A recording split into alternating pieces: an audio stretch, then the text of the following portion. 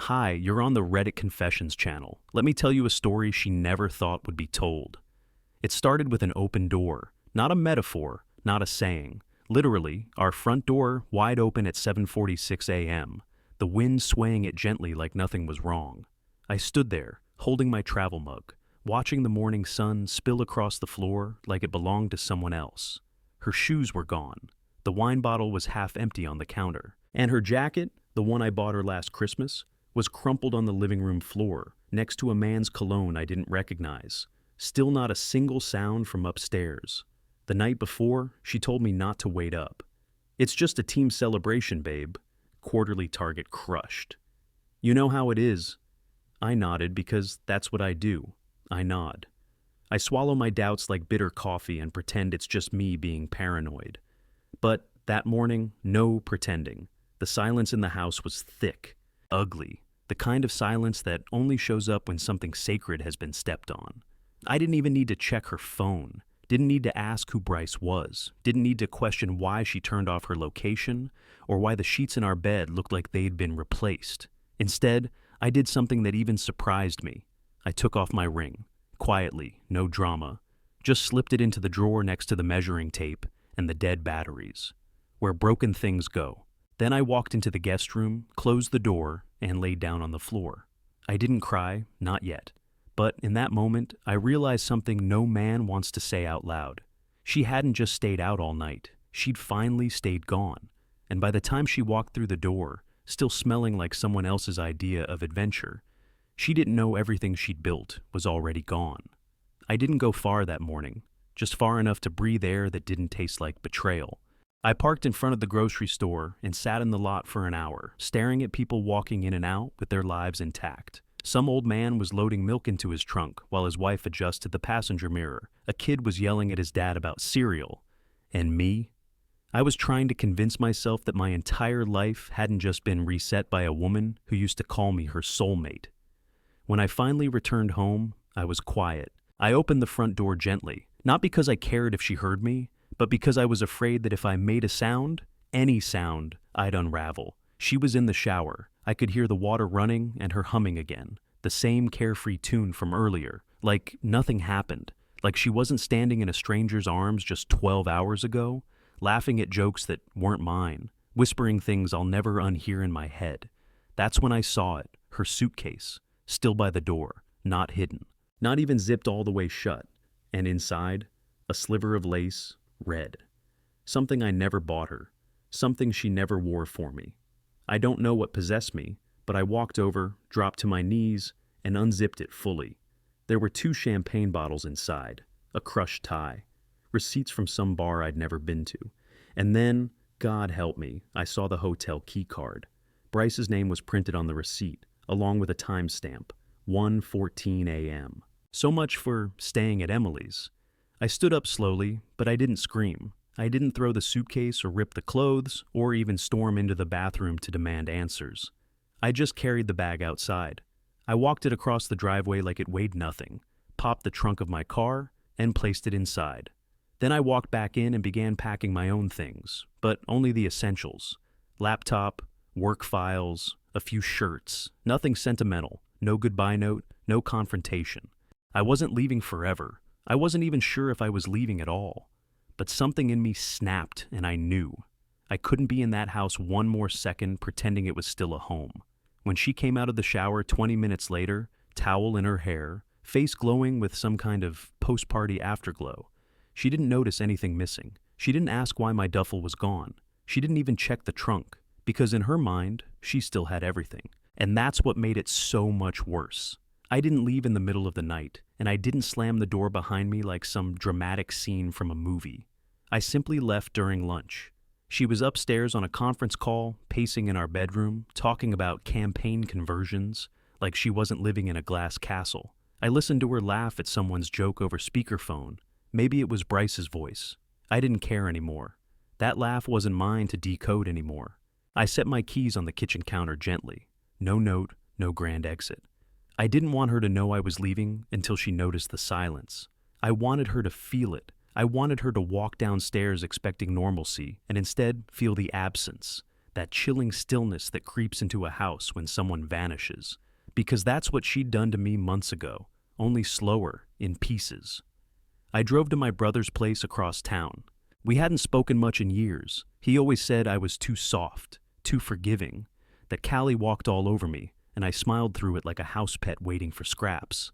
But when I showed up at his door, duffel bag slung over my shoulder, and eyes sunken with everything I hadn't said yet, he just stepped aside and said, "You can take the guest room."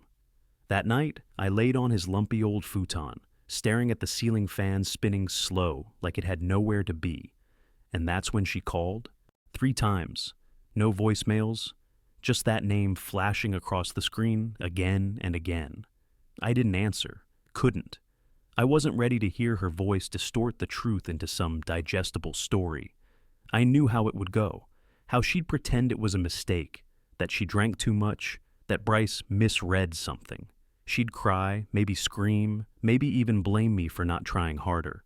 But I wasn't interested in fixing what she never planned to keep. Then the texts started, short. Panicked. "Where are you? Why'd you take my suitcase?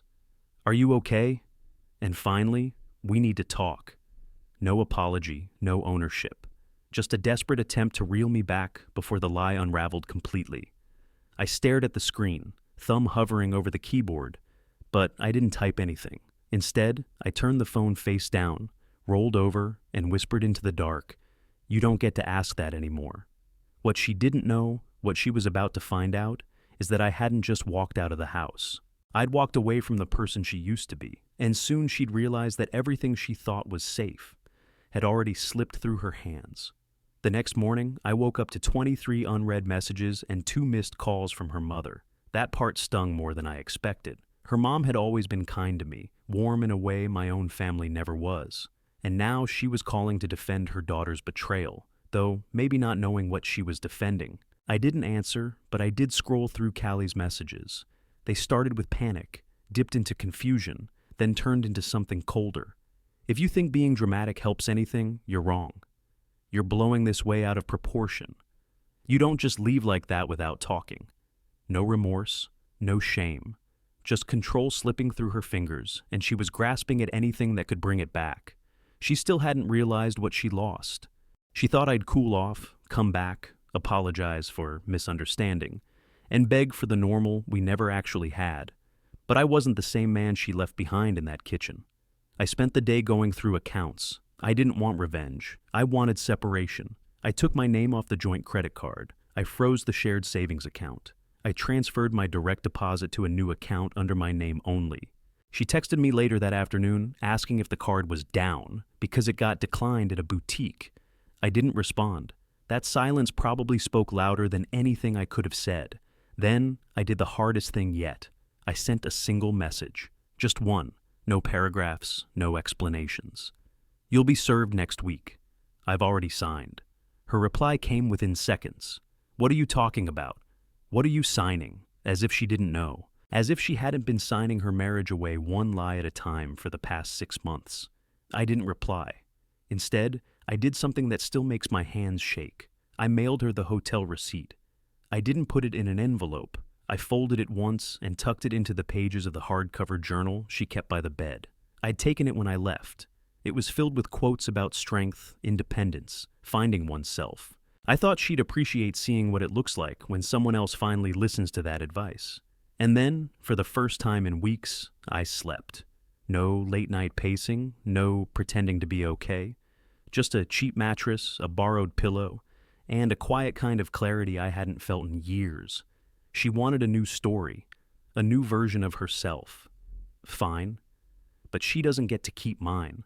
2 days after I sent the message, I heard nothing. No call, no apology, just silence.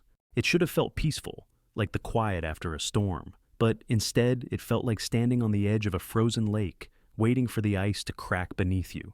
I kept checking my phone like an addict looking for another hit of heartbreak. I didn't want her to reach out, but part of me needed her to, just to know that she still had some part of a conscience left. Instead, she showed up. It was raining, hard. That cinematic kind of rain that makes everything feel heavier than it really is. I was alone in my brother's place, watching old reruns on mute, when headlights poured through the window. I peeked through the blinds, and there she was, soaked, still wearing that navy trench coat I'd bought her 2 anniversaries ago. Her makeup was streaked, her hair was clinging to her cheeks, and her eyes. Those weren't the eyes of a confident woman caught in a bad decision. Those were the eyes of someone realizing the ground beneath them had already given way. I opened the door but said nothing. I wasn't trying to be cold. I just didn't have the energy to carry her guilt for her. She stepped inside slowly, like the hallway might bite. "Everett," she whispered, "can we please talk?" I didn't move. "Talk about what?" "The night you disappeared, or the night I finally woke up." She looked like she was searching the room for a script, something rehearsed. But this time, there wasn't one. I think that's what rattled her most. She wasn't used to me being quiet. I was always the one explaining things, apologizing for feeling too much, smoothing everything over like a doormat with a nervous smile. "I don't know how things got so far," she said finally. I laughed, not because it was funny, but because it was pathetic. "You think this happened overnight?" Her voice cracked. "I made a mistake, Everett. A horrible, impulsive mistake. I didn't mean to hurt you." I raised an eyebrow. "You just meant to disappear into a hotel suite with your coworker and hope I wouldn't notice." She looked away. That silence gave me the answer I needed. "I've already filed," I said. "It's happening. You don't get to flip the switch back now, just because it's real." She shook her head like she couldn't believe it. "You'd throw away everything? Just like that?" "No," I replied. "You threw it away. I'm just not digging through the trash to find it." And for once, she didn't have anything to say. No clever retort, no excuse. Just trembling lips and a realization that the man she'd underestimated had finally walked out of her script. She left that night without saying goodbye, and I watched her drive off with everything she thought she still owned. Only now, it was all just pieces she couldn't put back together. By the end of that week, the unraveling had already begun. And not because I shouted from the rooftops, but because the lie she built couldn't hold its own weight anymore. Lies always rot from the inside first. And hers? It was practically hollow. I hadn't said a word to anyone except my brother. No friends, no family, no angry Facebook status. But silence doesn't protect people like Callie. Silence gives them space to fill in their own version of events. And that's exactly what she did. By Monday, I started getting texts from mutual friends. Awkward, cautious messages like, "Hey, is everything okay between you two?" And "I heard you're taking a break." A break? That was the word she chose? Turns out she'd already started rewriting the story, telling people I was emotionally distant, depressed, disconnected from the marriage, that I walked out during a tough time. No mention of Bryce, no mention of the hotel, just a carefully edited version of the truth where she still got to play the sympathetic lead. But reality has a way of pushing through cracks. It wasn't me who exposed her. It was Bryce. Not directly. He's too much of a coward for that. But his girlfriend, the one he apparently forgot he still had, found the hotel receipt, the same one I had mailed Callie. I don't know how, I don't know when, but she posted it, on her story. No names, just a photo of the receipt circled in red, with one line underneath. "You both deserve each other." And because people love puzzles, it didn't take long for our mutuals to connect the dots. 2 days later, one of Callie's coworkers, Marla, called me. She never liked me much, always thought I was too passive for someone like Callie. But now, her voice was different, uneasy. "I didn't know, Everett," she said. "None of us did. She said you were the one who gave up. I didn't say much, just, yeah." That's the part she rehearsed best. And just like that, the script fell apart. Friends stopped calling her, comments disappeared from her social posts, invitations dried up. The curated version of herself she used to polish so carefully was cracking in public. Not because I dragged her name through the mud, but because people finally saw the dirt she'd tried to plant flowers over. The best part? I didn't have to do a thing. I didn't shout. I didn't expose. I just let the truth sit quietly, like a loaded gun on the table. Eventually, someone picked it up and asked where it came from, and her silence said more than I ever could. The morning everything finally hit her was quieter than it should have been. That's how I imagined it. No slamming doors, no screaming, just silence, the kind that seeps into your skin when there's no one left to lie to. She woke up in the house we once shared, probably expecting the usual. Her coffee mug in its place, my keys on the hook, A message from me, waiting for her like always. But none of it was there, because I wasn't. Her account access had been cut. The utilities were no longer under her name. Even the living room looked different. I had come by the day before, while she was out, to collect the last of my things. It didn't take long, just a few boxes. I left the framed photos, though, not out of kindness, but because I wanted her to stare at what she lost. I left one more thing, too. On the kitchen table, next to a cup of cold coffee she'd probably made for herself, I placed the journal I took when I left, the one where she used to scribble affirmations and future goals. Inside, tucked between pages about finding peace and chasing truth, was the hotel receipt. I didn't write a word, no angry letter, no closure, just that single page that ended everything. That's when she started calling again. I didn't answer, not out of cruelty, but because I had nothing left to say. She messaged me over and over, as if the right combination of words could undo what she'd done. Please, can we talk? I didn't think you'd actually leave. That last one, that was the most honest. She never thought I'd walk away. She thought I'd stay, because I always had. I endured every eye roll, every excuse, every late night she dismissed with a shrug. I let her believe I was too soft to leave. But the truth is, even soft men have limits, and she found mine. Her mother reached out again, this time not to defend her, but to apologize. She told me Callie wasn't eating, wasn't sleeping, barely showing up to work, and maybe that's supposed to make me feel something. But all it did was confirm what I already knew. She thought she could burn the house down and still sleep in the ashes. But there's no comfort left in what she destroyed. I didn't get revenge. I didn't expose her. I didn't humiliate her publicly. I just let her sit in the empty space she created. She wanted freedom, adventure, something new, and now she has it. An empty bed, cold coffee, friends who don't look her in the eye, and a silence that no playlist can drown out. As for me, I'm not healed, not fully, but I'm getting there. I rented a small apartment across town, started seeing a therapist. I even laughed the other day, really laughed, watching a bad movie alone with a pizza in my lap. It felt stupid and perfect. Callie once told me I was too easy to forget. But now I know the truth. She'll never forget what it felt like when I finally disappeared. I used to think endings had to be loud. Final arguments, slamming doors, dramatic exits. But the truth, sometimes the most powerful ending is the quiet one. The one where you walk away and never look back. Where you stop begging to be seen, stop apologizing for your pain, and finally choose yourself over someone who never did. It's strange. After everything she did, after every lie, every quiet betrayal, every time she left me emotionally starving while smiling for strangers, I don't hate her. I pity her because she had something real, something safe, and she threw it away for a temporary thrill that evaporated the moment I stopped playing along. And me?